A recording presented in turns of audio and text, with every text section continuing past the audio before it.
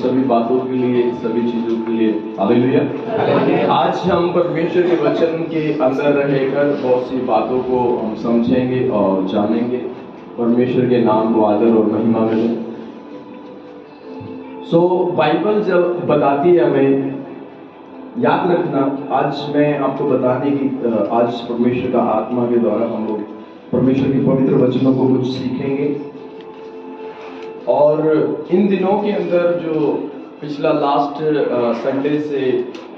Sunday और उसके बीच में ये जो सप्ताह गया है और ये जो सप्ताह चल रहा है, इसके अंदर ज़्यादातर 3 चीज़ें पाई जाती हैं।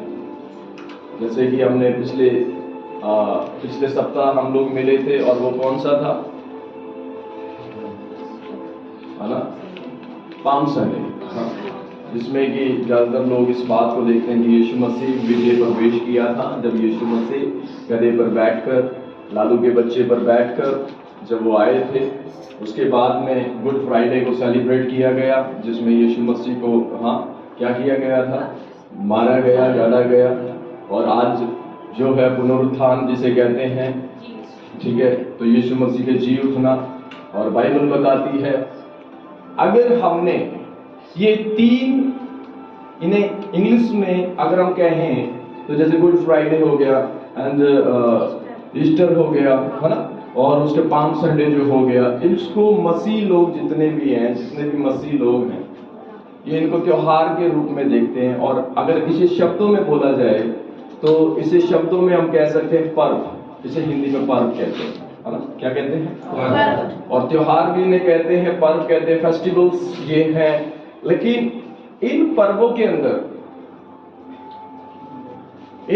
के अंदर हम सेलिब्रेट कर रहे हैं। हमने पाम संडे सेलिब्रेट किया, उसके बाद में गुड फ्राइडे को हमने प्रार्थना की, उसके साथ साथ हम ईस्टर में आज हम लोग आ चुके हैं। तो इन तमाम चीजों में देखना, ये पर्व जो हैं ये उस समय मनाए गए थे जब इजरायली लोग फिरौन की गुलामी में थे। ये पर्व जो है उस समय मनाए जा रहे थे जब इजरायली लोग फिरौन की गुलामी में। और ये तीनों चीजें याद रखना, ये तीनों पर्व जो है, उसके बाद आता है एक पेंतिकोस्त का पर्व आता है। जैसे कि पहले फसह का पर्व होता है, अख़मीरी रोटी का और पहले फूले का पर्व, जो इजरायली लोग लगाते थे। और इन तीनों पर्व के अंदर इजरायली लोग जो मिस्र के अंदर थे, उनका छुटकारा हुआ। ये वो टाइम था जब परमेश्वर उन्हें निकाल रहे थे। ये वो टाइम था कि परमेश्वर उन्हें परेशानियों से, दिक्कतों से, समस्याओं से, मिस्र से क्या कर रहे थे, हालेलुया, हालेलुया। ऐसे ही आज बाइबल बताती है, अगर आपने इन तीनों पर्वों के बारे में, इन 3 फेस्टिवल के विषय में आपने जान लिया, तो मैं आपको एक बात बताना चाहता हूं कि जितनी भी अंधकार की ताकत होगी, वो आपके जीवन में काम नहीं कर सकती, वो आपकी लाइफ में काम नहीं कर सकती। आप जानते हैं, जब आपने निर्गमन की किताब पढ़ी होगी, तो जब निर्गमन की किताब जब आपने पढ़ी और निर्गमन की किताब के अंदर फिरौन जब इजरायली लोगों को परमेश्वर मिस्र से निकाल रहा था, तो बाइबल ऐसा बताती है उनके जितने भी देवी और देवताएं थे, जितने भी रात को, उनका मानना, मिस्र का मानना ऐसा होता था कि जिस दिन परमेश्वर रात को निकले थे, उनका मानना ये होता था कि रात को जितनी भी अंधकार की ताकतें होती हैं, जितने भी सारी चीजें होती हैं, वो क्या करती हैं, वो काम करती हैं। लेकिन परमेश्वर, बाइबल में अगर हम ध्यान से पढ़ते हैं तो वहां पर परमेश्वर ने क्या किया, परमेश्वर ने मिस्र के अंदर रात को उन लोगों को, पहलौठों को मारा। और ये भी बाइबल बताती है कि वहां मिस्र के जितने भी देवता थे, उनको बाइबल बताती है कि दंड दिया। क्या किया था, दंड दिया। क्या किया था, दंड दिया, उनको दंड दिया। यानी कि बाइबल बताती है, ऐसा नहीं है, उन लोगों को सिर्फ फिरौन ही नहीं रोक रहा था, उनकी जितने भी देवी देवता, जितनी भी सारी चीजें थी जो मिस्र के थे, वो पूरी ताकत लगा रहे थे क्या करने की, रोकने की। लेकिन इजरायलियों को रोक पाए क्या? इजरायलियों को नहीं रोक पाए, क्योंकि उनके साथ में छुड़ाने वाला, उनको आगे लेकर जाने वाला, उनको बचाने वाला एक था, और वो था परमेश्वर। Hallelujah, hallelujah, hallelujah. इस छुटकारे के समय में उन्होंने 3 पर्व मनाए। कितने? 3 पर्व मनाए। पहला पर्व उन्होंने मनाया था फसह का पर्व, जो इन दिनों में मैं रात को भी आप लोगों को प्रीच कर रहा हूँ। इन दिनों में मैं आप लोगों को बता रहा हूँ कि फसह के पर्व में होता क्या है। वो जो लोगों ने क्या किया था, अपने घर पे ब्लड लगाया, है ना। दूसरा पर्व कौन सा था? अख़मीरी रोटी का जो पर्व था, ध्यान से हम चलेंगे कुछ समय मिलकर परमेश्वर के वचन की ओर। निर्गमन में हम लोग रहेंगे, उसका 12 अध्याय। Thank you master, thank you Jesus. पढ़ेंगे ध्यान पूर्वक 12 अध्याय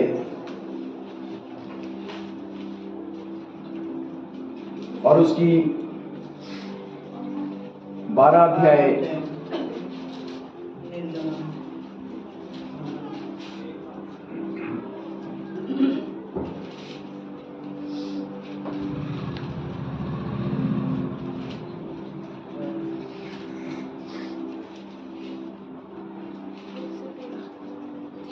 ठीक है।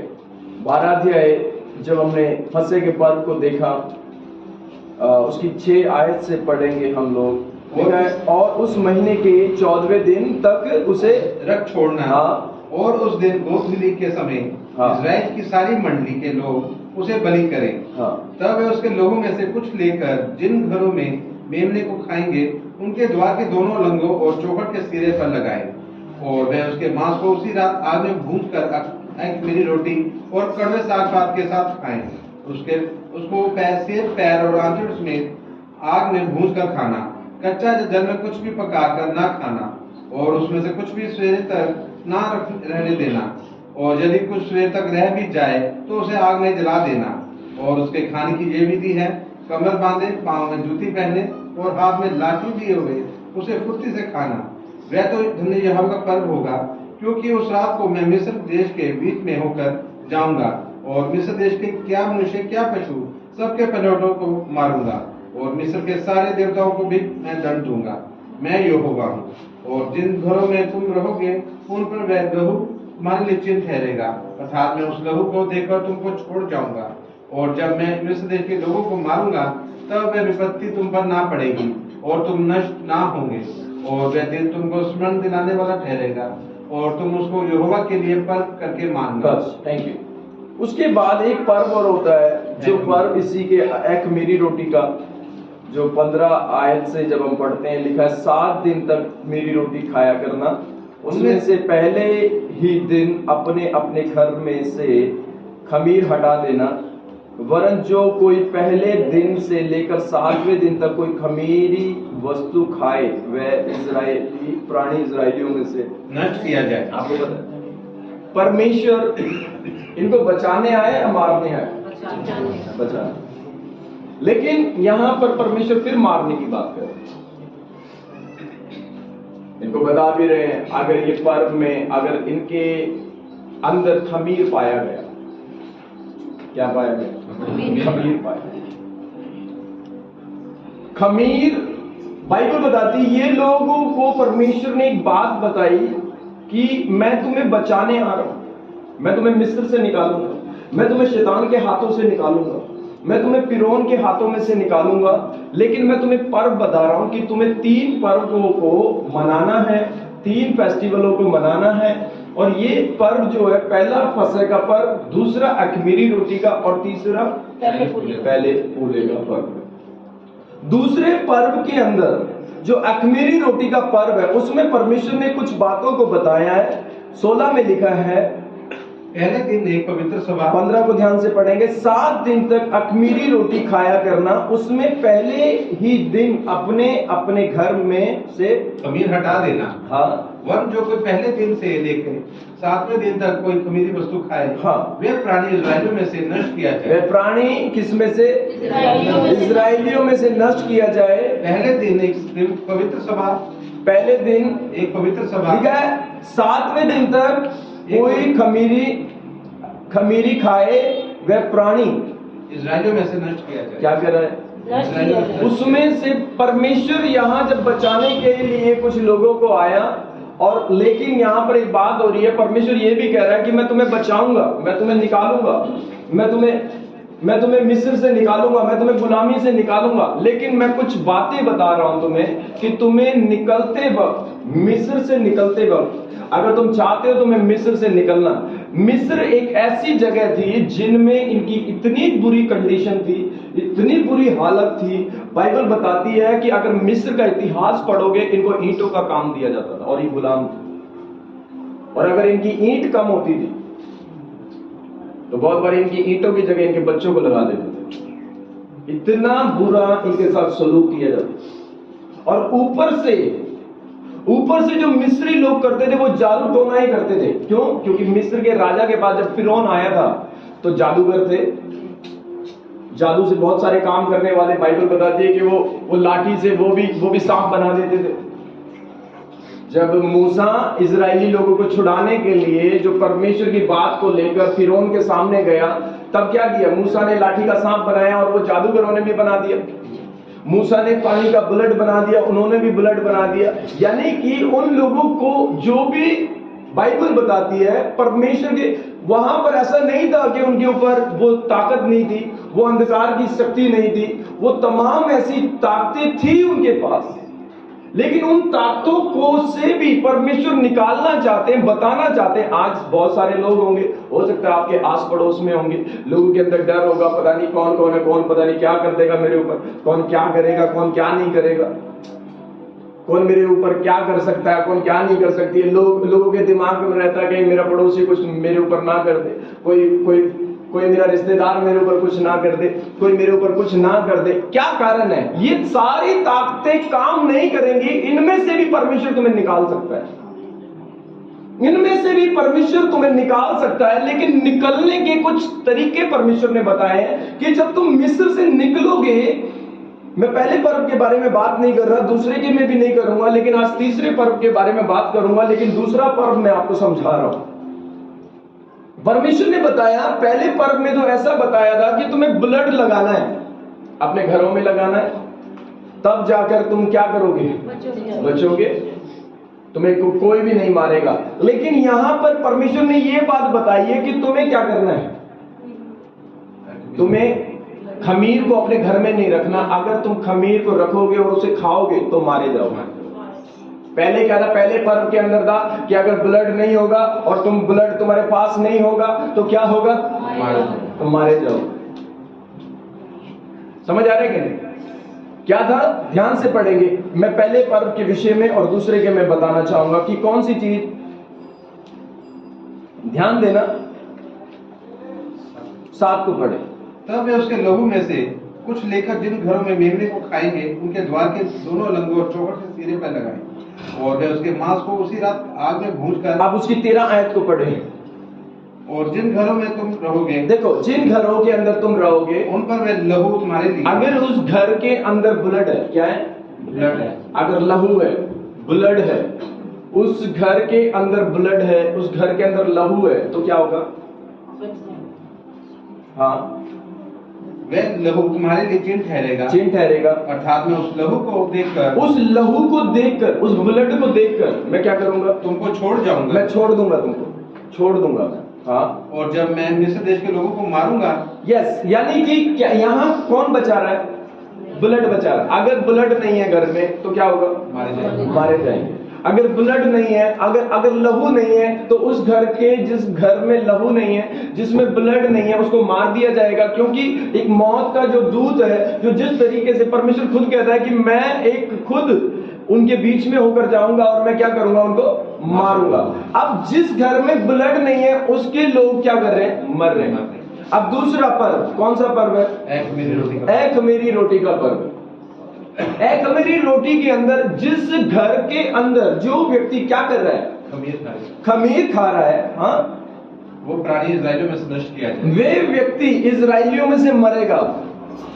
क्या करेगा? मरेगा। समझ आ रहा है? आपको पता है खमीर क्या है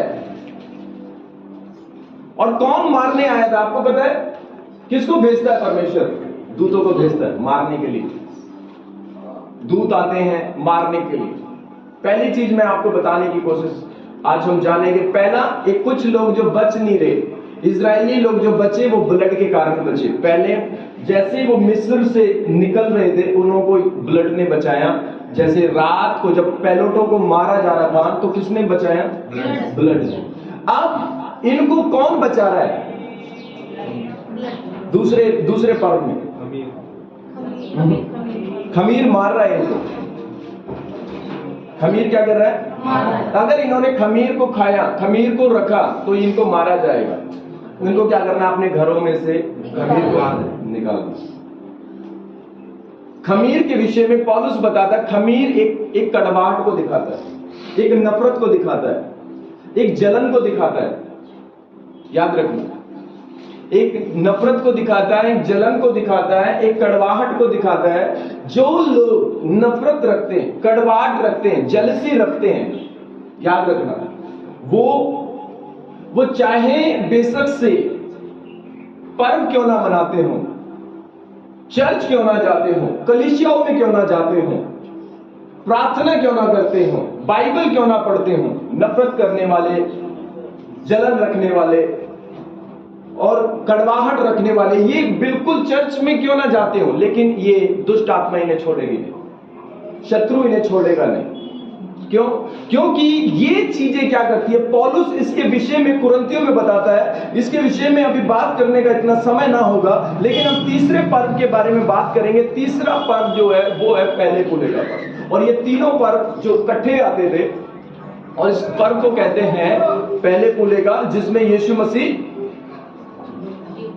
जी उठे थे। हम लय व्यवस्था में पढ़ेंगे 23 अध्याय में, जल्दी से हम आएंगे, आपको विस्तार से अच्छे से मिलेगा। लय व्यवस्था 23 में, इसमें तीनों पर्व भी होंगे। इसमें तीनों पर्व इकट्ठे हैं। 23 अध्याय को जब आप घर में पढ़ोगे तो इसमें तीनों पर्व हैं। फसह का पर्व भी है, अख़मीरी रोटी का पर्व भी है, कटनियों का पर्व भी है ना? इन तीनों पर्वों के विषय में जब हम बातचीत कर रहे हैं, ठीक है, हम पढ़ेंगे 4 से हम पढ़ेंगे। फिर यहोवा 23 का 4 में, फिर यहोवा के पर्व जिनमें से एक एक के ठहराए हुए समय में तुम पवित्र सभा करने के लिए प्रचार करना होगा। वही ये है, पहले महीने के 14वें दिन को गोधूली के समय में क्या हो? यहोवा का फसह हुआ करे। 14 तारीख को फसह हुआ करे और उसी महीने के 15वें दिन या 15 तारीख को यहोवा के लिए अख़मीरी रोटी का पर्व हुआ करे। उसमें से 7 दिन तक अख़मीरी रोटी खाया करना। उसमें से पहले दिन तुम्हारी पवित्र सभा हो और उस दिन परिश्रम का कोई काम ना करना, पर 7 दिन तुम यहोवा को हव्य चढ़ाया करना और 7वें दिन पवित्र सभा हो, उसी दिन परिश्रम का कोई काम ना करना। फिर यहोवा ने मूसा से कहा, इज़राइलियों के से कह कि जब तुम उस देश में प्रवेश करो जिसे यहोवा तुम्हें देता है और उसमें के खेत काटो, तब अपने पके खेत की पहली उपज का फूला याजक के पास ले आया करना, और वे उस फूले को यहोवा के सामने हिलाए कि वे तुम्हारे निमित्त ग्रहण किया जाए। वे उसे विश्राम दिन के दूसरे दिन हिलाए, और जिस दिन तुम फूला हिलवाओ उसी दिन 1 वर्ष का निर्दोष भेड़ का बच्चा यहोवा के लिए होम बलि चढ़ाना, और उसके साथ का अन्न एफा के 2/10 अंश तेल से सने हुए मैदे का हो, वह सुखदायक सुगंध के लिए यहोवा का हव्य हो। 10 से पढ़ेंगे। इजराइलियों से कहे कि जब तुम उस देश में प्रवेश करो, कहां से? मिस्र से निकले। अब आगे जाना है इनको। अब क्या कर रहे हैं आगे? यहोवा तुम्हें देते हैं, हाँ, और उसमें खेत काटो। आपको पता है वो क्या कर रहे हैं? 10 को ध्यान से पढ़ेंगे। इजरायलियों से क्या है कि जब तुम उस देश में प्रवेश करो, क्या करोगे? प्रवेश करने का मतलब क्या है? जाना। अब यात्रा चालू हो गई है। कहां से? मिस्र से यात्रा चालू हो गई। अब ये यात्रा के अंदर क्या कर रहे हैं? अब ऐसा तो है नहीं, ये कौन सी यात्रा में आए? ये पर्व मनाते हुए आए। क्या कर रहे हैं? पर्व मनाते हुए। इजराइल के अंदर सिर्फ एक ही पर्व नहीं था। जिस दिन इन लोगों को गुलामी में थे, ये पाप में थे, ये मिस्र को जिस दिन छोड़ रहे थे ना, उस दिन भी पर्व था। यानी कि मिस्र में रहते हुए भी इन्होंने पर्व मनाया और मिस्र से निकलते हुए भी इन्होंने पर्व मनाया। और पर्व के अंदर ये परमेश्वर ने बोला था कि क्या तुम्हें करना है या नहीं करना। अगर तुम पर्वों के अंदर मेरी विधि के अनुसार नहीं करोगे, मैं इस्राएलियों को नाश करूंगा, मैं इस्राएलियों को नष्ट करूंगा। अब बाइबल बताती है कि अब इजरायली क्या कर रहे हैं? इजरायली निकल रहे हैं, अब ये सफर में हैं। याद रखना, मैं और आप भी किस में हैं? सफर में। हालेलुया। बाइबल बताती है, परमेश्वर के वचन के अंदर साफ तरीके से बताती है कि यहाँ पर 10 आयत के अंदर इजरायलियों से कहे कि जब तुम उस देश में प्रवेश करो जिसे यहोवा तुम्हें देता है और उसमें के खेत काटो, तब अपने अपने पके खेत की पहली उपज का। सुनो, अब यहाँ कह रहे हैं जब तुम उस जगह पहुंचो तो तुम्हें क्या करना है? ध्यान से इजराइलियों से कहे कि जब तुम उस देश में प्रवेश करो जिसे यहोवा तुम्हें देता है, उसमें के क्या करो? खेत काटो। क्या करोगे? खेत काटो। खेत काटो, तब अपने अपने पके खेत की पहली उपज का फूला याजक के पास ले आया करना। और वह उस फूले को यहोवा के सामने हिलाए कि वह तुम्हारे निमित्त ग्रहण किया जाए। वह उसे विश्राम दिन के दूसरे दिन हिलाए। विश्राम दिन पहले शनिवार होता था, शबात होता था, ये शबात का है। लेकिन संडे मानने वाले लोग जो हैं वो यीशु मसीह के पुनरुत्थान को मानने वाले लोग है ना। शबात का दिन जो है वो संडे, और ये पर्व जो है शनिवार को नहीं, ये शनिवार के बाद रविवार को मनाया जाता है, विश्राम दिन के। हाँ, तो बाइबल क्या कहती है आगे? वे उसे विश्राम दिन के दूसरे दिन हिलाए। और जिस दिन तुम फूला हिलवाओ, उसी दिन 1 वर्ष का निर्दोष भेड़ का बच्चा यहोवा के लिए होमबलि चढ़ाना, और उसके साथ का अन्नबलि एपा के 2/10वें अंश तेल से सने हुए मैदे का हो। बस, हम ज्यादा बातचीत नहीं करेंगे इस पर। मैं आप लोगों को फटाफट से परमेश्वर के पवित्र नए नियम के वचन में, पुराने नियम से नए नियम में एंटर हम लोग कर रहे हैं अभी। अब बाइबल बताती है कि सबसे पहली जो चीज है, वचन क्या कहता है? अब एक व्यक्ति क्या कर रहे हैं? इजरायली लोग सफर के अंदर है। किसके अंदर है? सफर के अंदर। अब इजरायली लोग सफर के अंदर है, और उनके सफर के अंदर जो बताया गया है वो इस बात के बारे में बताया गया है। अब उन्हें क्या करना है? चलते चलते पर्वों को क्या करना है? मनाना। चलते चलते पर्वों को सेलिब्रेट करना है, पर्वों को मनाना है। और जैसे ही वो पर्वों को मना रहे हैं, और पर्व की विधि क्या है कि तुम्हें खमीर को अपने जीवन में, अपनी लाइफ में क्या करना है? दूर करना है। Hallelujah, hallelujah, hallelujah, hallelujah. और तीसरा पर्व उन्होंने कौन सा मनाना है? कटनी का पर्व। कटनी का, जैसे अभी हमने भजन संहिता में पढ़ा, ठीक है, भजन संहिता में पढ़ा हमने, कितना पढ़ा था? 106। ध्यान से पढ़ना।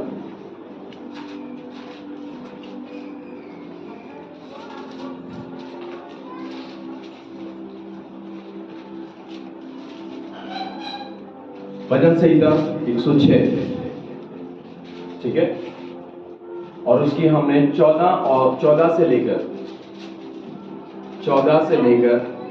और 16 आयत तक हम लोग उस पर ध्यान देंगे। उन्होंने जंगल में अति लालसा की और निर्जल स्थान में परमेश्वर की परीक्षा की। तब उसने उन्हें मुंह मांगा वर तो दिया, परंतु उनके प्राण को सुखा दिया। उन्होंने शापनी में मूसा के और यहोवा के पवित्र जन हारून के विषय में डाक। क्या की? डाक। उन्होंने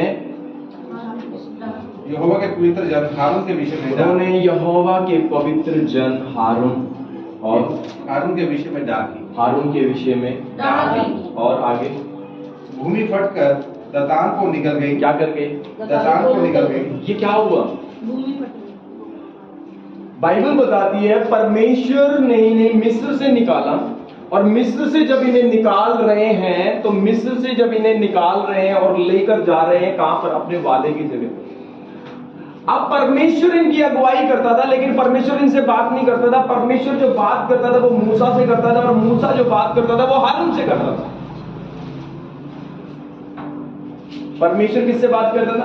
मूसा से। और मूसा हारून से। हारून से बात करता था और हारून उनको बहुत बारी बताता था कि ये बताता कि इजराइलियों को ये बोल, इजराइलियों को ये बोल, इजराइलियों को ये बोल, मूसा के द्वारा। अब क्या है, अब परमेश्वर मूसा को बताता था कि ऐसे तुम्हें चलना है, ऐसे तुम्हें चलना है, ऐसे तुम्हें चलना है। अब क्या कर रहे हैं ये खुद इजरायली लोग, क्या कर रहे हैं, ढाकर किससे, मूसा से हारून। वो व्यक्ति जो इनकी अगुवाई कर रहा है, वो व्यक्ति जो इनकी अगुवाई कर रहा है। डा का मतलब नफरत करना, डा का मतलब जलन करना।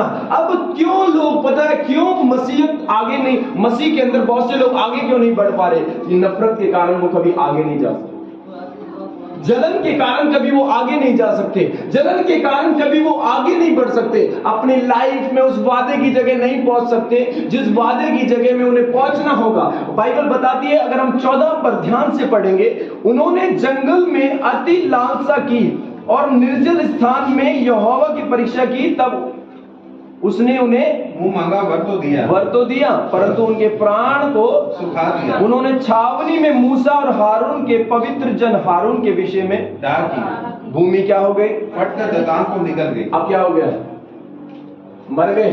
अब मरने वाला आगे जा सकता है, मरने वाला आगे जा सकता है, नहीं जाएगा। इसीलिए अब क्या कारण था इनका मरने का, क्या कारण था इनके आगे ना बढ़ने का, समझ आ रहा है?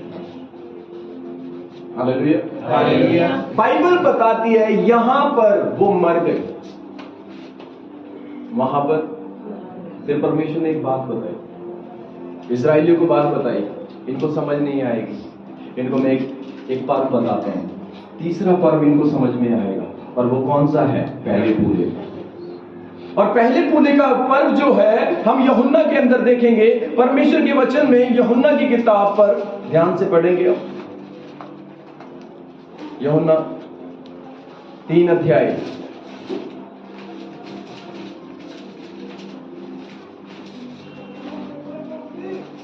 यूहन्ना की किताब उसके 3 अध्याय में हम लोग रखेंगे।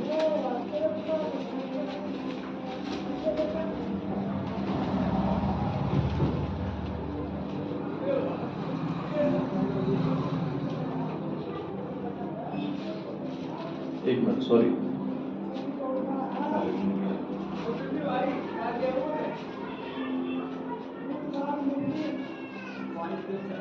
थैंक यू जीसस, सॉरी 12 अध्याय में।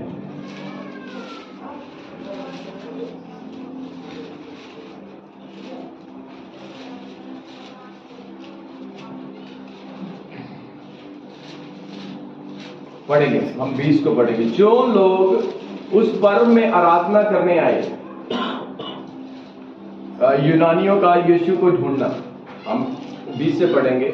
जो लोग उस पर्व में आराधना करने आए, क्या करने हैं, आराधना करने आए। जो लोग उस पर्व के अंदर आराधना करने को आए थे, उनमें से कुछ यूनानी थे, उन्होंने गलील के बेतसैदा के रहने वाले फिलिप्पुस के पास आकर उनसे विनती की, विश्राम हम यीशु से भेंट करना चाहते हैं। हाँ, फिलिप्पुस ने आकर अंद्रयास से कहा। तब अंद्रयास और फिलिप्पुस ने जाकर यीशु से कहा। इस पर यीशु ने उससे कहा, वह समय आ गया है कि मनुष्य के पुत्र की महिमा हो। मैं तुमसे सच सच कहता हूँ कि जब तक गेहूं का दाना भूमि में पड़कर मर नहीं जाता, वह अकेला रहता है, परंतु जब वह मर जाता है तो बहुत फल लाता है। समझ आ रहा है? यीशु मसीह ने यह पर्व के अंदर बात बोली, और ये पर्व के अंदर बात क्या बोली, ये पर्व के अंदर बात बोली है। बाइबल साफ कहती है कि जब पहले पूले का जो पर्व होता था उसके अंदर बीज बोया जाता था, ऐसे ही फल नहीं आता था, उसके अंदर बीज बोया जाता था। जब पहला पूला है, हम देख रहे हैं ना, पहले पूले का पर्व, आप जब भी कोई पूला लेकर आओगे, पूला ऐसे थोड़ी बनेगा, उसके लिए क्या बोया जाता है, बीज। ये पूला जो हम देख रहे हैं, ये जो पूला है, इस पूले को जो हम देख रहे हैं, ये जो पूला है, समझ आ रहा है ना, ये पूला जो है वो ऐसे ही नहीं बना, ये पूला जो है वो बीज से बना है ना। लेकिन वो यीशु मसीह क्या बताना चाह रहे हैं, यीशु मसीह एक बात बताना चाह रहे हैं। क्या लिखा है उसमें, अगर हम 24 को ध्यानपूर्वक पढ़ेंगे। मैं तुमसे सच कहता हूं कि जब तक गेहूं का दाना भूमि में पड़कर भूमि में पड़कर मर नहीं जाता, क्या नहीं कर जाता, मर नहीं जाता, क्या नहीं रहता, मर नहीं जाता, वह अकेला रहता है। वे अकेला है। क्या है, क्या है वो? अकेला है। अकेला है। भूमि का दाना जब तक मर नहीं जाता वो क्या है? अकेला। आगे पढ़े। परंतु जब मर जाता है जब वो मर जाता है तो बहुत फल लाता क्या है। लाता है? बहुत फल। बहुत सारा फल लेकर आता है। हाँ, जो अपने प्राण को प्रिय जानता है वह उसे खो देता है। बाइबल बताती है कुछ मसीहत, मैं आपको बताने की बात कर रहा हूं, मरने का मतलब क्या है आपको पता है? पौलुस एक बात कहता है कि बहुत सारे लोगों को कहता है कि जब यीशु मसीह आएगा तब वो कहता है हम मरेंगे नहीं, हम बदल जाएंगे, हम बदल जाएंगे। अब प्रॉब्लम पता है क्या है? कुछ लोगों की शिकायत जो मैं आज हो सकता है उनकी आंखों से थोड़ी सी पट्टी हट जाए। पहली चीज, कुछ लोग ये देखते हैं कि मुझे प्रभु ने अपने स्वरूप में बनाया है। ये कहते हैं कि हाँ, परमेश्वर ने मुझे अपने स्वरूप में बनाया है। दूसरा ये भी कहते हैं हाँ, मुझे पवित्र आत्मा मिला है। तीसरा, तुम्हें परमेश्वर ने अपने स्वरूप में बनाया है, परमेश्वर का पवित्र आत्मा भी मिला है, लेकिन आदतें कहां हैं? परमेश्वर के गुण कहां हैं? आदतें कहां हैं? गुण कहां हैं परमेश्वर के? अगर परमेश्वर के स्वरूप में तुम बनाए गए हो, और बाइबल में लिखा है अगर परमेश्वर के स्वरूप में बनाए गए हो, पवित्र आत्मा को पाया, तो आदत कहां है? आदत क्या है आपको पता है? यीशु मसीह मरने का मतलब, अब पौलुस क्यों कहता है अब मैं नहीं, मैं तो मर गया, वरन मसीह मुझ में जिंदा है। मसीह मुझ में जिंदा है। आपको पता है कि पहले फूले का पर्व का मतलब है कि एक बीज को मरना पड़ता था, और जैसे ही वो बीज मर जाता था और मरने के बाद जब वो बहुत सारे फल लेकर आता था, और फल लाकर आने के बाद में क्या होता था, उस फूले को परमेश्वर के पास लेकर आते थे। इसीलिए यीशु मसीह जो मरा और क्या हो गया, क्या हो गया, मरा रहा है कि नहीं? हाँ, एक वचन और निकालेंगे, पहला यूहन्ना। आप लोग क्या चाहते हो, मरे रहना चाहते हो, जिंदा रहना चाहते हो? यीशु मसीह ने क्या किया, मरे के क्या हुआ, लेकिन कुछ लोग, मैं क्या कह रहा हूं, अगर परमेश्वर ने क्या बोला है, कलीसिया को पौलुस कहता है कि जब यीशु मसीह आएगा, अगर यीशु मसीह आने से पहले जो लोग सो गए, मरने को नहीं बोलती, वो क्या होंगे, सो गए, जी उठेंगे। Hallelujah, hallelujah. क्या होंगे वो, जी उठेंगे। लेकिन कुछ लोग जी नहीं उठेंगे। पता है क्यों नहीं जी उठेंगे? आपको पता है जब कौन सा पर्व है, तुरियों के पर्व में जब तुरई फूकी जाएगी, है ना, हमारा एक पर्व तो हो गया, फसह का पर्व, एक मेरी रोटी का, पहले फूले का, उसके बाद आएगा पेंतीकोस का। लेकिन जिस दिन तुरियों का पर्व आएगा, वो पता है मरे के मरे रह जाएंगे। और पता है कौन मरे का मरा रह जाएगा? एक वचन निकालेंगे, पहला यूहन्ना 3 अध्याय,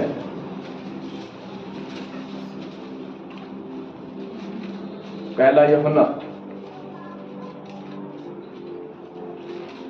3 अध्याय पर हम थोड़ा सा गौर करेंगे। आप पढ़ लेना 3 अध्याय को, उसकी 14 आयत को पढ़ें।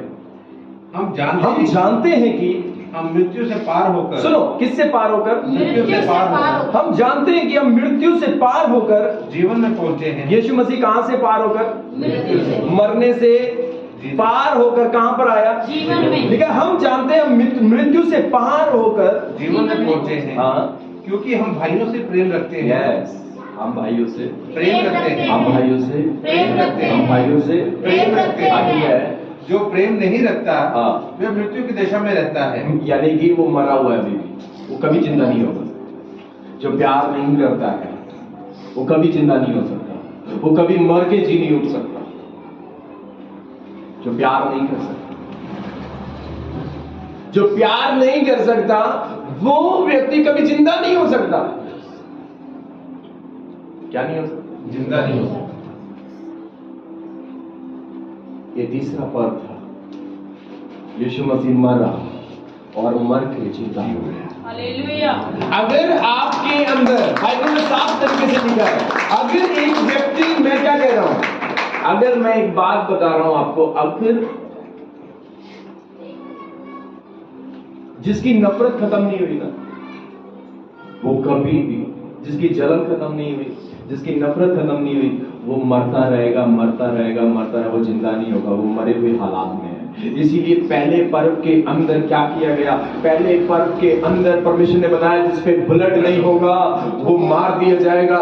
दूसरा क्या था? जिसके पास में, जिसके घर में खमीर होगा, जिनकी चीजों में होगा, उसको भी मार दिया जाएगा। लेकिन तीसरे पर्व के अंदर बताया जा रहा है जिसके अंदर नफरत होगी वो जिंदा नहीं होगा, वो मरा ही रहेगा। नफरत क्या कर रही है? आपको पता है नफरत कुछ लोगों को आशीषित होने नहीं दे रही है। जब एक इंसान मरेगा कितना फल लेकर आएगा?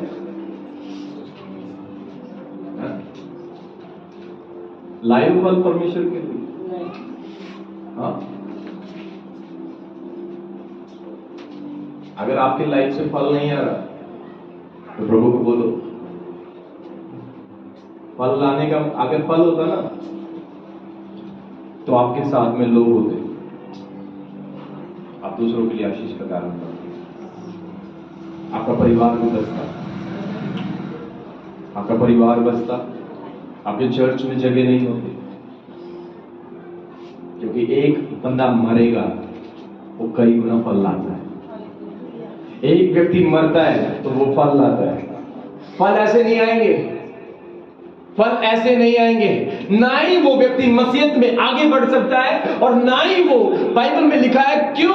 क्योंकि रोमियो की किताब बताती है, आपको पता है रोमियो की किताब उसके 8 अध्याय पर जब आप पढ़ते हो, लिखा है परमेश्वर का वचन, रोमियो 8 अध्याय उसकी 11 में लिखा है, यदि उसी का आत्मा जिसने यीशु को मरे हुए में से जिलाया तुम में बसा हुआ है, तो जिसने मसीह को मरे हुए में से जिलाया वह तुम्हारी नश्वर देह को अपने आत्मा के द्वारा मैं तुम में बसा जिलाएगा क्यों नहीं? क्योंकि पवित्र आत्मा का पहला फल जो है और वो है प्रेम। अगर क्यों? अगर जिसके अंदर प्यार नहीं है वो मरा हुआ है, वो मर चुका है, वो डेड बॉडी है, वो डेड बॉडी, और वो कभी भी परमेश्वर उसे यूज नहीं करेगा, वो फल नहीं है। जो नफरत करता है, जलन करता है, कभी भी वो फलवंत नहीं हो सकता, कभी फलवंत नहीं हो सकता, कभी फलवंत नहीं हो सकता, कभी भी वो फलवंत नहीं हो सकता, कभी भी। क्योंकि पहले पूले के अंदर ऐसे पूले नहीं बनते थे, ऐसे फल नहीं आते थे। फल आने के लिए एक बीज को मरना पड़ता था। याद रखना, अपने हृदय को मारना पड़ता है। इसीलिए बाइबल कहती है, और उसी पवित्र आत्मा ने जो यीशु मसीह मर गए थे, आपको पता है यीशु मसीह को पैदा करने वाला भी पवित्र आत्मा था और जिंदा करने वाला भी पवित्र आत्मा। हालेलुया।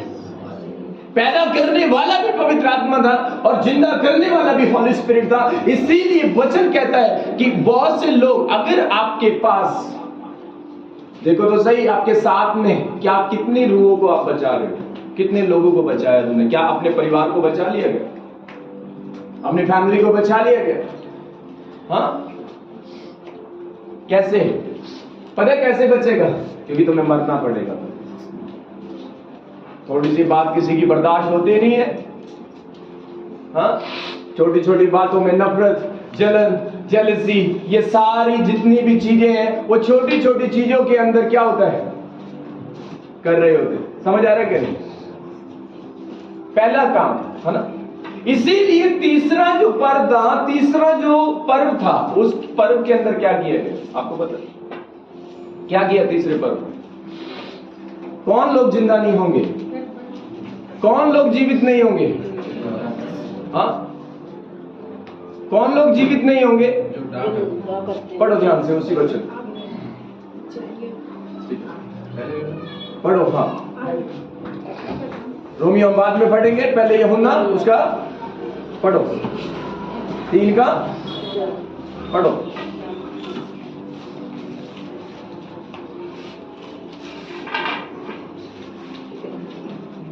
ठीक कर ठीक है। ठीक हो गया पहले। हम जानते हैं कि हम मृत्यु से पार होकर जीवन में पहुंचे हैं क्या, किसमें? जीवन में मृत्यु से पार होकर जीवन के अंदर पहुंचे हैं। क्योंकि हम भाइयों से प्रेम रखते हैं। किससे प्रेम रखते हैं? भाइयों से प्रेम किससे? रखते हैं। भाइयों से क्या करते हैं? प्रेम रखते हैं। प्यार करते हैं। प्रेम रखते हैं। हाँ, जो प्रेम नहीं रखता यस, जो प्रेम नहीं रखता वह मृत्यु की दशा में रहता है। वो मरा हुआ है। जो प्यार नहीं कर रहा वो मरा हुआ है। और यीशु मसीह मरा हुआ नहीं, वो जिंदा हो गया। यीशु मसीह मरा नहीं, वो जिंदा हो गया। और इसी का कारण था पवित्र आत्मा के द्वारा वो जिंदा हुआ। इन दिनों में आपको पवित्र आत्मा को पाना है। जो लोगों को, अगर जिन लोगों के अंदर कड़वाहट है, नफरत है, अभी भी हॉली स्पिरिट नहीं है उनके अंदर हॉली स्पिरिट नहीं है। और क्या करता है? जितने भी काम करेगा वो पवित्र आत्मा करेगा, जितने भी काम करेगा वो हॉली स्पिरिट करेगा। और बाइबल में लिखा है कि हॉली स्पिरिट क्या है, पवित्र आत्मा क्या है। पवित्र आत्मा जो है, आपको पता है, जब हम रोमियो में हम वापसी पढ़ेंगे, रोमियो 8:11 में, यदि उसी का आत्मा, यदि उसी का आत्मा, किसका? यदि उसी का आत्मा जिसने यीशु को मरे हुए में से दिलाया, जिसने यीशु को किसमें से? मरे हुए से दिलाया, किसने? क्या पवित्र आत्मा के फल नहीं है? फल नहीं है क्या पवित्र आत्मा की? लेकिन क्या लाना था वहां पर? फल लाना था। यीशु मसीह ने कहा कि तुम मेरे चेले तब ठहरोगे जब तुम फल लेकर आओगे। और फल का मतलब ये होता है कि कोई अपने मित्र के लिए प्राण दे। बाइबल में लिखा है, यूहन्ना 15 में लिखा है कि इससे तुम जाने जाते हो, कोई अपने मित्र के लिए प्राण दे। और बाइबल में लिखा है कि यीशु मसीह फल लेकर आए, और वो पहला फूला था। एक पहला ऐसा व्यक्ति था जिसने दूसरे लोगों के लिए, और आपको पता है वो अकेला था, लेकिन आज वो अकेला नहीं है। कितने मसीहत को वो लेकर आए हो। जब एक इंसान मरना चालू करता है, जब एक व्यक्ति मरना चालू करता है, मरना क्या है आपको पता है? शरीर में नहीं, इन चीजों में मरना है। आत्मा में नहीं, आत्मा में जिंदा रहना, लेकिन शरीर को मारना है। बाइबल क्या कहती है? ध्यान से पढ़े 8 अध्याय उसकी 11 को। यदि उसी का आत्मा जिसने यीशु को मरे हुए में से जिलाया तुम में बसा हुआ है। अगर कोई व्यक्ति ये कह रहा है कि मुझ में पवित्र आत्मा है, मुझ में हॉली स्पिरिट है, अगर तुम्हारे अंदर वो है, तो क्या लिखा है?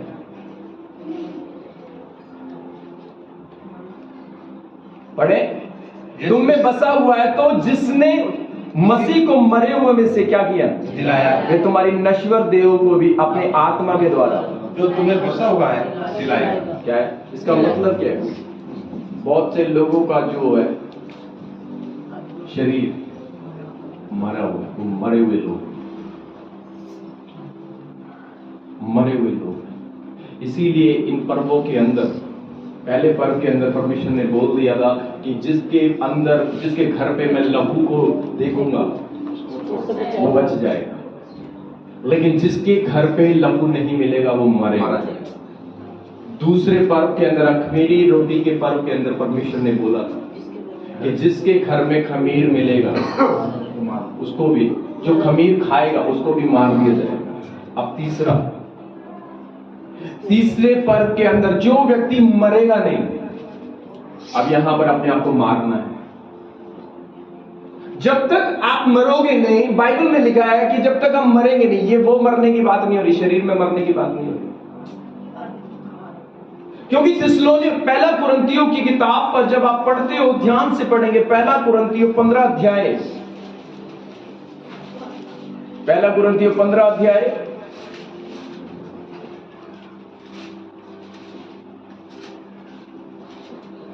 और जब 15 का हम पढ़ते हैं, पहले 49 पढ़े। और जैसे हमने उसका रूप धारण किया, क्या किया? उसका रूप धारण किया। आपको पता है, जैसे ही हमने उसका रूप धारण किया, जो मिट्टी का था, वैसे ही हम उस स्वर्गीय का रूप भी धारण करेंगे। स्वर्गीय रूप भी धारण करेंगे। हे भाइयों, मैं ये कहता हूँ कि मांस और लहू परमेश्वर के राज्य के अधिकारी नहीं हो सकते। मांस और लहू परमेश्वर के राज्य के अधिकारी नहीं हो सकते। शरीर नहीं होगा, और ना नाशवान अविनाशी का अधिकारी हो सकता है। ना नाशवान अविनाशी का अधिकारी हो सकता है। देखो मैं तुमसे भेद की बात कहता हूँ, सीक्रेट आज पौलुस कह रहा है, मैं तुम्हें भेद बताना चाहता हूँ। हम सब नहीं सोएंगे, सोएंगे नहीं, यहाँ मरने की बात आ रही है। परंतु सब बदल परमेश्वर जाएंगे। में, प्रभु यीशु मसीह में मरने की बात नहीं होती, सोने की बात होती है। कहते हैं हम सोएंगे नहीं, हम मरेंगे नहीं। क्या लिखा है? हम सब नहीं सोएंगे, हम सब सोएंगे नहीं, परंतु सब बदल जाएंगे। सब बदल जाएंगे। क्या होगा? बदल जाएंगे। प्रॉब्लम क्या है? परमेश्वर कह रहा है कि जिस दिन यीशु मसीह आएगा, तुरियों का शब्द होगा, उस दिन लोग बदलेंगे। कह रहा है हम बदल जाएंगे। लेकिन प्रॉब्लम क्या है? आज बाहर से सामने वाला कह रहा है मुझे परमेश्वर ने अपने स्वरूप में बनाया है, और कुछ लोग ये भी कहते हैं मेरे अंदर परमेश्वर का आत्मा भी है, मैंने पवित्र आत्मा भी पाया है, लेकिन आदत का है, बदलाव अभी भी कुछ नहीं है। आदत अभी भी कुछ नहीं है, बदलाव नहीं है, आदतें कुछ भी नहीं है। इसीलिए पौलुस क्या कहता है कि देखो मैं तुमसे भेद की बात कहता हूं, हम सब सोएंगे नहीं परंतु बदल जाएंगे। और ये क्षण भर में पलक मारते ही अंतिम तुरही फूंकते ही होगा। क्योंकि ये पांचवें पर्व के विषय में बात हो रही है, जब तुरहियों का पर्व होता है। और आपको पता है तुरहियों का पर्व किस बात को दिखाता है? बदलने। तुरहियों का पर्व आता है कि देखो यीशु आ गया, अब एक ही दम वो बदल गए। आपको पता है? और बाइबल साफ तरीके से कहती है, आगे क्या लिखा है? और ये क्षण भर में पलक मारते ही अंतिम तुरही फूंकते ही होगा, क्योंकि तुरही फूंकी जाएगी और मुर्दे अविनाशी दशा में उठाए जाएंगे, अविनाशी, और हम बदल जाएंगे, क्योंकि अवश्य है कि ये नाशवान देह अविनाश को पहन ले। कैसे पहनेगा? स्वभाव में। ये तो जाना है। बाइबल में लिखा है कि जब तक एक इंसान मसीहत में क्यों आगे नहीं बढ़ पाते, वो लोग कभी आगे नहीं बढ़ पाएंगे जो खमीर रखते हैं, जो उनकी अगुवाई कर रहा। आज हमारी अगुवाई कौन करता है? पवित्र आत्मा। हमारी अगुवाई करने वाला पवित्र आत्मा था। इजराइलियों की अगुवाई करने वाला मूसा था तो परमेश्वर, लेकिन मूसा के द्वारा वो अगुवाई करता था और वो मूसा से जलते थे। वो मूसा को उल्टा पुल्टा बोलते थे, वो मूसा से चिढ़ते थे, हारून से चिढ़ते थे, मूसा को ऐसा ऐसा बोलते थे। और बाइबल में लिखा है वो सफर में वो पहले ही मर गए, वो आगे नहीं बढ़ पाए। क्यों नहीं? क्योंकि जो तुम्हें एक राह दिखा रहा है, जो तुम्हें रास्ता बता रहा है, तुम उसी का विरोध करोगे तो तुम कभी आगे नहीं बढ़ पाओगे।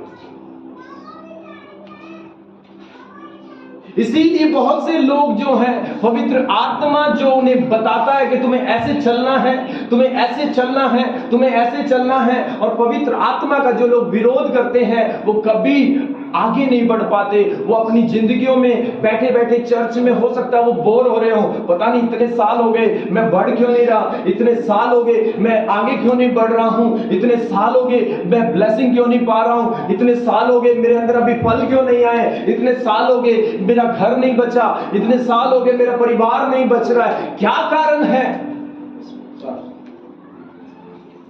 अपने आप को भी मारा नहीं है। जब मार देंगे अपने आप को,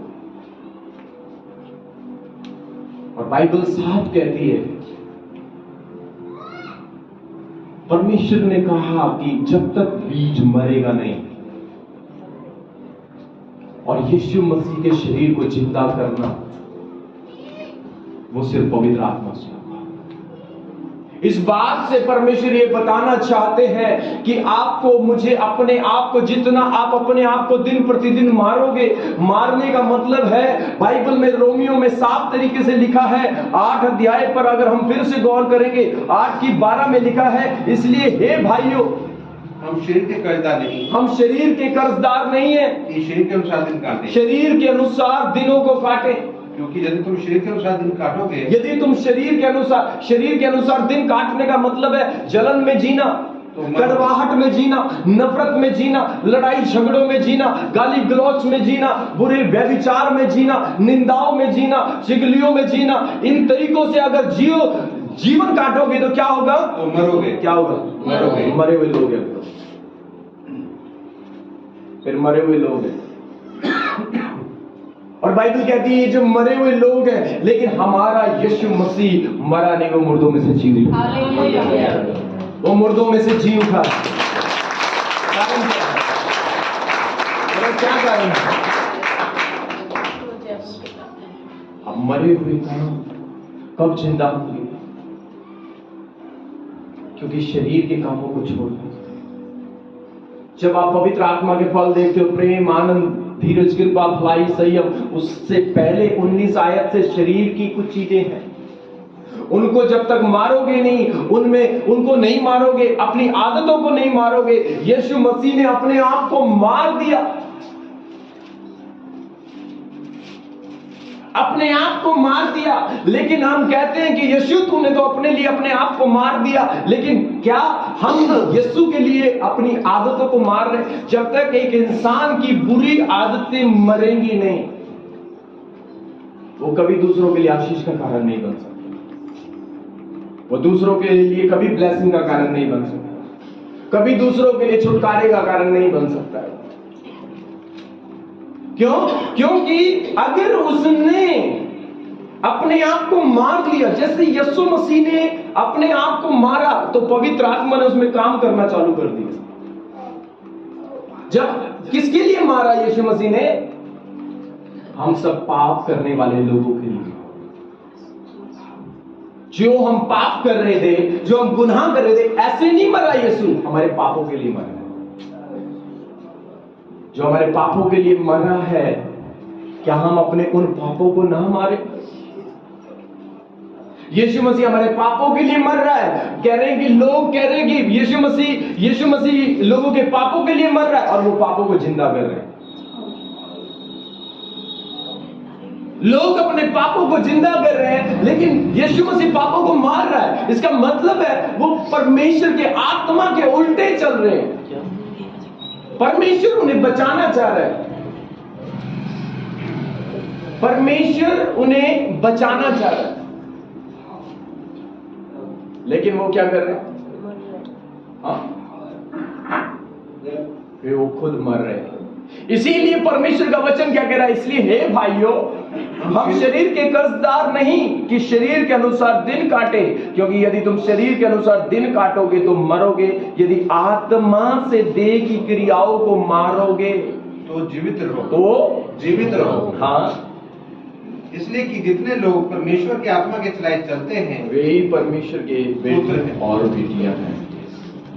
बाइबल कहती है अगर एक व्यक्ति शरीर में चल रहा है, हाँ, शरीर में क्या कर रहा है? जब हम गलातियों 5 अध्याय में पढ़ते हैं, गलातियों की किताब उसके 5 अध्याय की ओर जब हम पढ़ते हैं, वहां पर लिखा है,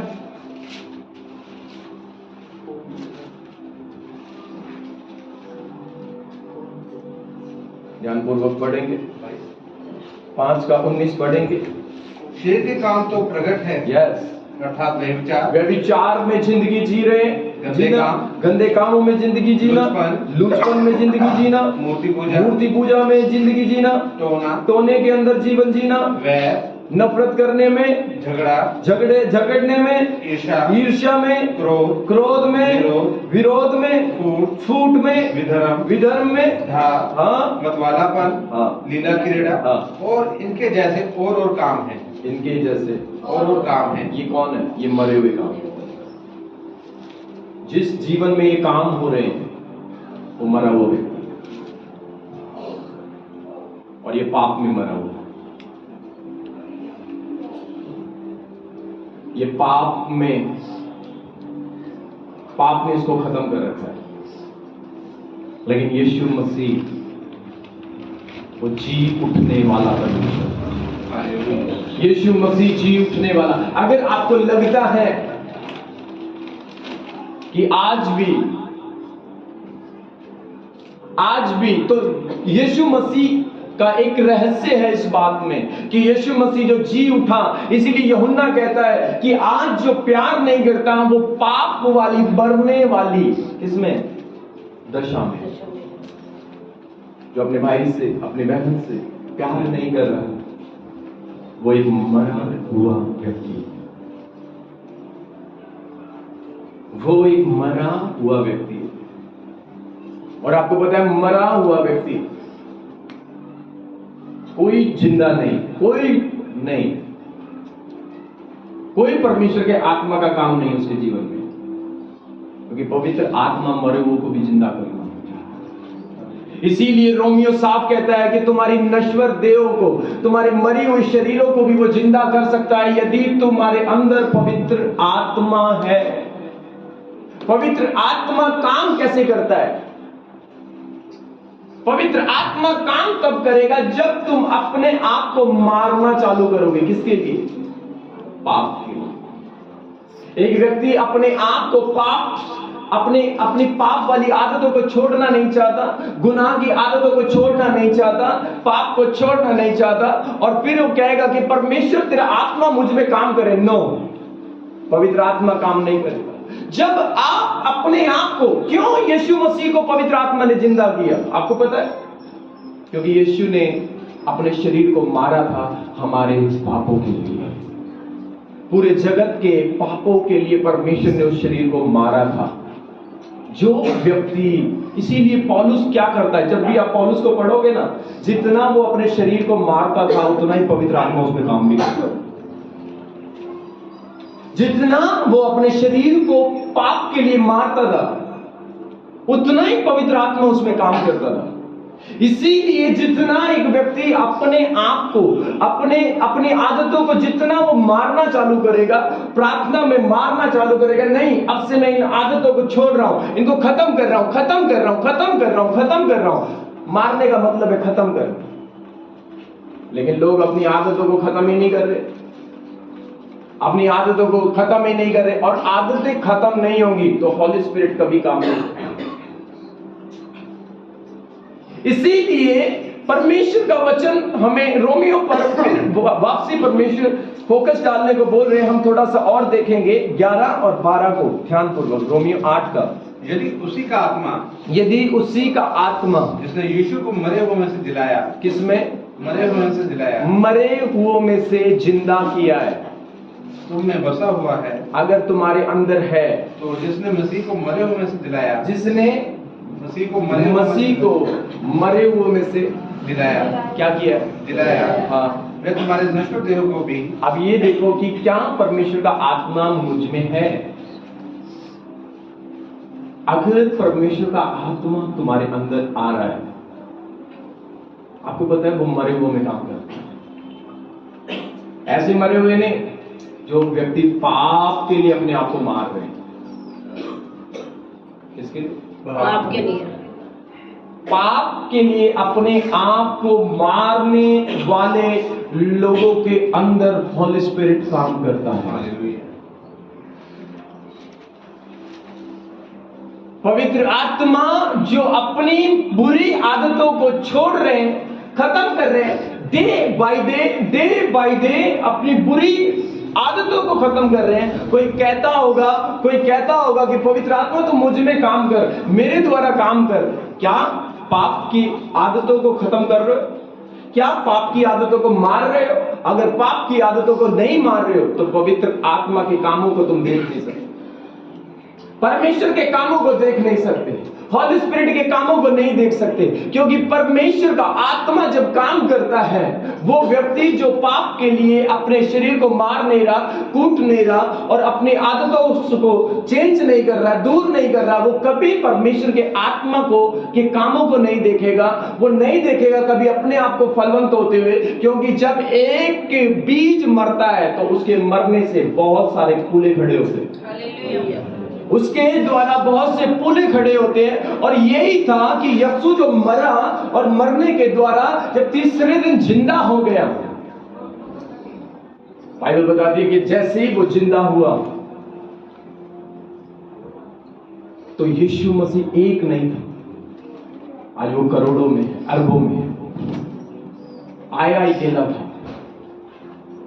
इसीलिए यूहन्ना साहब कहता है परमेश्वर की महिमा, यीशु मसीह पता है क्या कह रहा है? आप मेरी महिमा, क्या लिखा है जब यूहन्ना को पढ़ोगे आप, कितनी बड़ी बात को वो बोलता है। यूहन्ना की किताब को हम उसकी पढ़ रहे हैं, 12 अध्याय पढ़ा था, जी, बराबर। 12 अध्याय उसकी 23 को पढ़ेंगे। इस पर यीशु ने उनसे कहा, यीशु ने उससे कहा, वह समय आ गया है ये टाइम आ गया है। कि मनुष्य के पुत्र की महिमा हो। किसकी महिमा हो? मनुष्य के महिमा का मतलब क्या होता है? बड़ाई। बड़ाई। अब बड़ाई पता है कैसे होगी? यीशु मरेगा, मरने में बड़ाई होगी, क्योंकि मरने के बाद जब वो जिंदा हो जाएगा, सब लोग बड़ाई चाहते हैं, कोई मेरी बड़ाई करे, कोई मेरी तारीफ करे। अगर आप मसीह हो तो आपको सबसे पहले अगर बड़ाई चाहिए तो मारो अपने आप को पहले। हाँ? मारो पहले अपने आप को, क्योंकि जब तक पाप मरेगा नहीं, तेरी गलतियों के विषय में लोग तेरी बुराई करेंगे। अगर तुम चाहते हो कि तुम्हारी बड़ाई हो तो तुम्हें मरना पड़ेगा। मरने का मतलब उस आदत को खत्म करना पड़ेगा, जिस आदत से, जिस पाप से, जिस पाप से क्या हो रहा है? बेइज्जती हो रही है। इसीलिए क्या लिखा है? यीशु मसीह क्या कह रहे हैं? इस पर यीशु ने उससे कहा, वह समय आ गया है कि मनुष्य के पुत्र की महिमा हो। और अगली आयत में कहता, मैं तुमसे सच कहता हूं कि जब तक गेहूं का दाना, कहता मैं जानता हूं, जब तक मैं मरूंगा नहीं ना, जब तक मैं मरूंगा नहीं तब तक क्या नहीं होगा? फल नहीं है। फल नहीं आ सकता। और जब लोग क्या देखते हैं? फल देखते हैं ना, लेकिन ये नहीं देखते कि फल लाने से पहले मरना पड़ता है। मरना पड़ता है। फल लोगों को अच्छे लगते हैं, फल चाहिए, फल चाहिए, फल चाहिए, फल चाहिए, लेकिन फल आने से पहले मरना पड़ता है। और यूहन्ना 15 अध्याय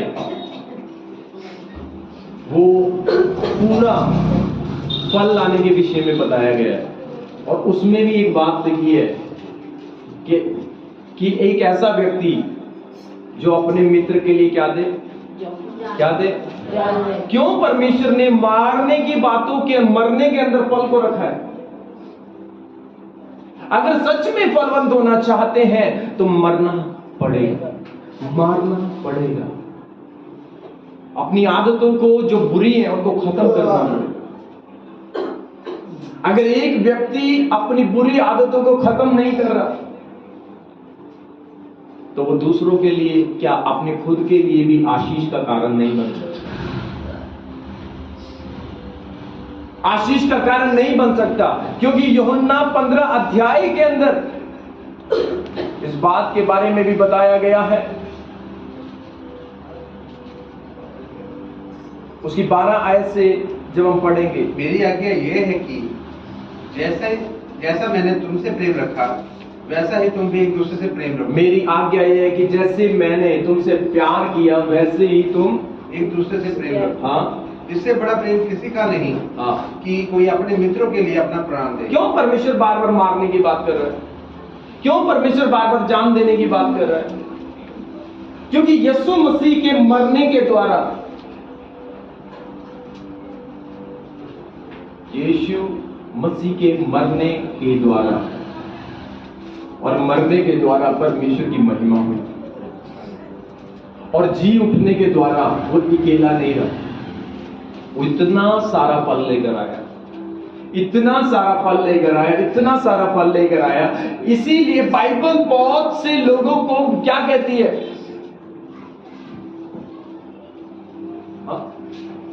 पौलुस बार बार कहता है, मैं अपने शरीर को मारता हूं। किसको मजा आएगा अपने शरीर को मारने? उसको पता है कि जितना मैं मारूंगा उतना ही मैं फलवंत होऊंगा। उसको पता है कि जितना मैं मारूंगा उतना ही फलवंत होऊंगा। निर्गमन के अंदर, उत्पत्ति के अंदर यूसुफ था, उसको पता था उसको पता नहीं परमेश्वर ने पहले ही बता दिया होगा। जब यूसुफ मरा था तो उसने एक लोगों से बोला था कि जब मैं मर जाऊं तो मुझे इन लोगों के साथ मत गाड़ना, मिस्र में मत गाड़ना, अधर्मियों को, क्योंकि अधर्मियों के साथ मत गाड़ना, क्योंकि परमेश्वर अधर्मियों को नहीं धर्मियों को लेने आता है। वो इसीलिए कहता था कि मुझे क्या कर, मुझे इन लोगों को क्या कर, इन लोगों के साथ में क्या नहीं करना, गाड़ना नहीं, गाड़ना नहीं है, मुझे इन लोगों के साथ मत गाड़ना। आप किसके साथ रह रहे हो? आपको पता है यूसुफ ये बात जानता था। यूसुफ इतना मरने से पहले ही उसने एक प्लानिंग बनाई थी कि मैं अगर मर भी जाऊं ना तो मुझे इन लोगों के साथ मत गाड़ना, मुझे इन लोगों के साथ मत गाड़ना। क्यों? क्योंकि मैं पापियों के साथ रहना नहीं चाहता, मैं गुनाहगार लोगों के साथ। एक तो शरीर में भी वो गुनाह करने वालों के साथ नहीं रहा, दूसरा उसने ये बनाई कि मेरा शरीर जब मर जाएगा तो मैं अपने शरीर को भी पाप करने वाले लोगों के साथ में गड़ने नहीं दूंगा। क्योंकि उसको पता था, क्योंकि परमेश्वर धर्मियों को लेने आएगा, उन लोगों को लेने आएगा। इसलिए बाइबल साफ कहती है कि जब तक एक इंसान, और एक ही यूसुफ की वजह से पूरी दुनिया बचाई गई, एक यूसुफ की वजह से पूरी दुनिया बचाई गई। और बाइबल में क्या लिखा है कि तू बच, तेरा घराना बचाया जाएगा, तू बच, तेरा घराना बचाया जाएगा। और बाइबल में लिखा है एक बंदे की वजह से, अगर आप सच में ईमानदार हो, एवरी डे हर दिन आप अपने आप को मार रहे हो पाप के लिए, आपका घर बचेगा, आपका परिवार बचेगा। बाइबल में लिखा आपका परिवार बचेगा, आपका घर बचेगा, आपके लोग बचेंगे। क्यों? क्योंकि आप अपने आप को क्या कर रहे हो, मार रहे हो। और फिर जब एक व्यक्ति मरेगा तो फल लेकर आएगा। लेकिन क्या कर रहे हैं? आज भी अपने हृदय से पूछे कि क्या आपके अंदर पाप जो है वो बुरी आदत जिंदा है या मर चुकी है? अगर बुरी आदत आज भी आपके अंदर जिंदा है तो परमेश्वर आपके अंदर काम नहीं करेगा, परमेश्वर का आत्मा तुम में काम नहीं करेगा। यदि तुम चाहते हो कि हॉली स्पिरिट तुम में काम करे, पवित्र आत्मा तुम में काम करे, पवित्र आत्मा उन लोगों में काम करता है जो पाप में नहीं मरते, जो पाप के लिए अपने आप को मारते हैं। यीशु मसीह की बॉडी ऐसे नहीं मरी थी, वो पाप पियों के लिए मरी थी, गुनाह करने वालों के लिए मरी थी। हालेलुया। इसीलिए क्या करना है? सबसे पहला अपने शरीरों को क्या करना है? क्या करना है? ये वचन और निकाल कर पढ़ेंगे, रोमियो 12 का 1 और 2। बस इसको पढ़ के हम आगे फिनिश करेंगे। इसलिए हे भाइयों, मैं तुमसे परमेश्वर की दया सुमन लाकर विनती करता हूँ कि अपने शरीरों को जीवित और मरा हुआ नहीं, अपने शरीरों को जिंदा, अपने शरीरों को जीवित और पवित्र और परमेश्वर को भावता हुआ और परमेश्वर को अच्छा लगता हुआ बलिदान करके चढ़ाओ। यही तुम्हारी आत्मिक सेवा है। हाँ, इस संसार के सदृश ना बनो। आप बाइबल क्या कहती है? इस संसार की तरह मत बनो, तो परंतु तुम्हारे मन के नए हो जाने से क्या होने से? मन के नए हो जाने से। यस, जिंदे व्यक्ति का आपको पता है चाल चलन बदलेगा। तुम्हारे मन के नए हो जाने से तुम्हारा चाल चलन बदले, और जिस व्यक्ति का चाल चलन नहीं बदल रहा वो अभी मरा हुआ है। जिसका चाल चलन ही नहीं बदल रहा, जिसका बाइबल के अनुसार चाल चलन अभी हुआ ही नहीं है, वो मरा हुआ है, वो जीवित नहीं है। और बाइबल कहती है तू अपने शरीर को जीवित, पवित्र और परमेश्वर को अच्छा लगता करके बलिदान चढ़ा, फिर तेरी आत्मिक सेवा होगी। और आत्मिक सेवा, कोई शख्स मुझसे पूछ रहे थे और कह रहे थे, एक शख्स ने पूछा और कह रहे थे कि मैं एक सेवा करना चाहता हूं, क्या मैं सेवा करना चाहती हूं, क्या मैं प्रभु का काम करूं? मैं कहा प्रभु का काम तो कर ही रहे हैं, तो मैंने उसको सलाह दी, मैं कहा सबसे पहले प्रभु का काम होता है अपने जीवन को। मैं प्रभु के काम को, अगर मैं अपने जीवन को नहीं सुधार रहा, पहले मुझे काम क्या करना है? अपने ऊपर काम करना है। पहले मुझे, कुछ लोग होते हैं जो अपने जीवन पे काम नहीं कर रहे होते, लेकिन सोच रहे होते मैं सेवा करूं, मैं काम करूं प्रभु का। सबसे पहला जो सेवा है, सबसे पहले जो आत्मिक सेवा है, और वो है कि आपको और मुझे अपने शरीर पर काम करना है, जिसमें कि परमेश्वर का आत्मा काम करता है।